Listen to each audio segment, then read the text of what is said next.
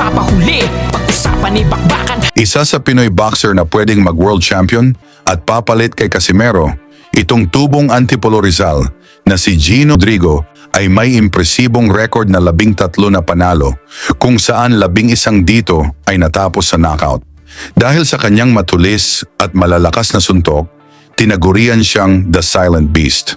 Matapos makuha ang 6 na sunod-sunod na panalo dito sa Pilipinas, lahat sa pamamagitan ng knockout marami ang napapahanga kay Rodrigo.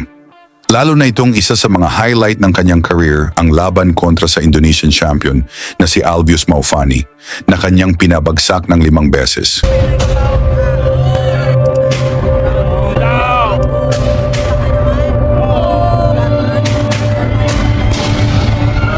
Kung saan dahil sa tindi ng kanyang ipinakitang bagsik, marami ang nakapagsabi na mas malakas pa ito kay John Riel Casimero.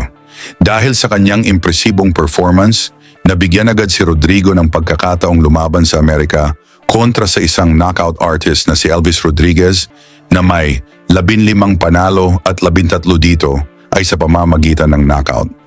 Bagamat napabagsak ng Pinoy na si Rodriguez, natalo si Kabayan sa pamamagitan ng desisyon sa laban na ginanap sa James L. Knight Center sa Miami.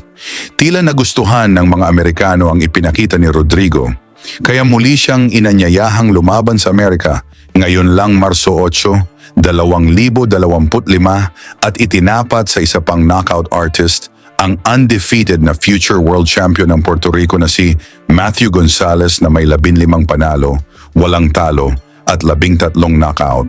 Sa laban na ito, maraming nag-akala na magiging dehado si Rodrigo, ngunit ginulat niya ang lahat sa isang matinding knockout.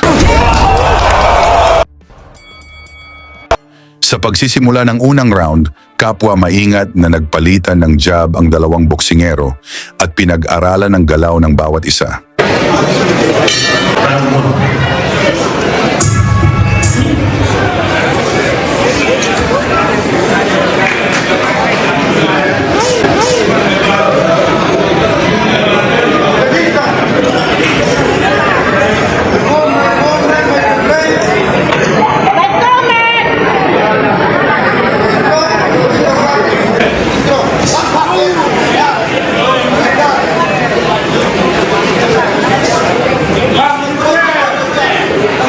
Ang Pinoy na si Rodrigo ang naka-black trunks at lumaban gamit ang kanyang orthodox stance.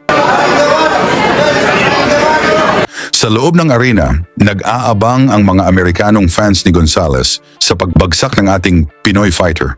Ngunit mula sa malakidlat na pinakawalan ni Rodrigo, bagsak agad si Gonzalez na parang tinumbang poste.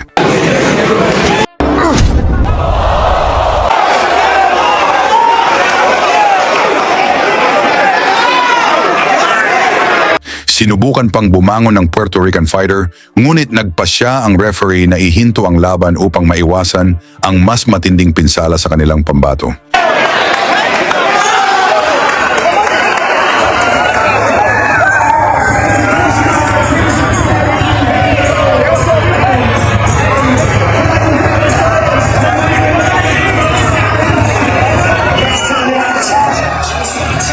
Sa pamamagitan ng technical knockout, naitala ni Rodrigo ang isa sa pinakamalalaking upset sa boxing ngayong taon. Sa ipinakita niyang lakas at tapang, may tsansa kaya si Gino Rodrigo na maging world champion? Pag-usapan na lang natin yan as baba at huwag kalimutang suportahan ang ating channel. Lagi niyong sundan, huwag magpapahuli. Pag-usapan ni bakbakan, balita niya at laban. Mga Pinoy na di nagpapagapi. Salamat sa mga suporta na lagi nandyan.